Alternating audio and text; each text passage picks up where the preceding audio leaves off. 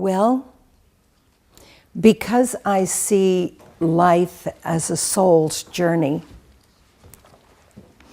and that it's a continuum, that from conception to conception into another way of being, from birth to death to life to birth to death, is one.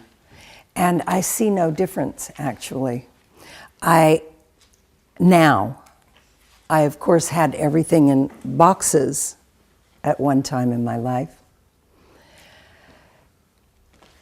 Many years ago in California, when I had just started what I called the Conscious Birthing Program, my closest friend for 10 years, a woman I met in acting class in New York, we shared an apartment. We got married at about the same time. Our husbands were friends. We were friends with one another as couples. They moved to California, and then my boys and I moved to California. And one day she called and said, "I need to come and see you." And she came and said to me that she had gotten another diagnosis. 2 years before, we had thought that she had moved through a cancer scare. And she said, "I know now that I'm going to die." She said it could be a year, but she said, "I know that I'm going to die." Now, in my conscious birthing program, there were very creative people as well. And my friend Anne was a screenwriter and a singer and an actress. And I need to go into at this point how that happened, but usually about a third of the people in the circle on Wednesday mornings at the Biogenic Health Foundation were pregnant women and their husbands, some of them, and about a third of the people in the room were creators. They were writers, actors, painters, artists. And Anne had been there several times. And so she said, "Why I'm here is to share with you, because I had shared all through the earlier cancer scare."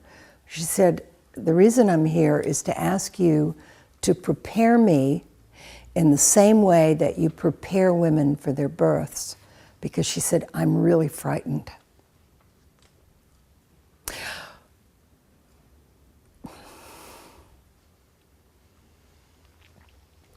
It's more than 30 years and it still moves me so deeply, because I certainly had never thought about it. And I knew I had a lot of preparation to do within myself. And I was so deeply moved to be trusted in that way. And we set about to work together. And I went to hospital for 2 surgeries. I was right in the surgery at UCLA Medical Center. She insisted that her midwife be there. And her husband and I were sitting on either side of her when she took her last breath. And she breathed out in just exactly the same way that we breathe in this work, connecting her inhale and exhale with her mouth wide open, welcoming and saying yes on the inner.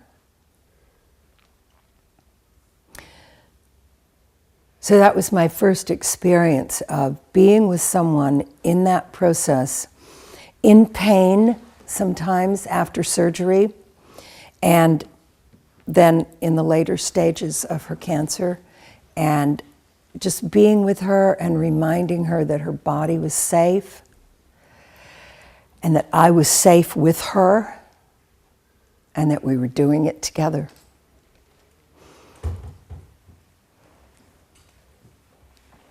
The 9 months, about 9 months which was very interesting to me also because it was like a gestation period.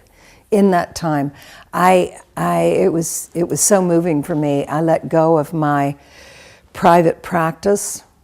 I still did the conscious birthing program, and I got a job, a job, because being a designer, I like to go from idea to manifestation. And I had a couple that I'd done water births with who asked me to come and design a line of leather goods for their business. So I just dived in and did that during that time because I needed to do very deep inner work in order to work with death. It was, Anne and I did it together. And as she released her fear, I released mine. And as I released mine, she could release more of hers. And our bodies were safe in that whole process.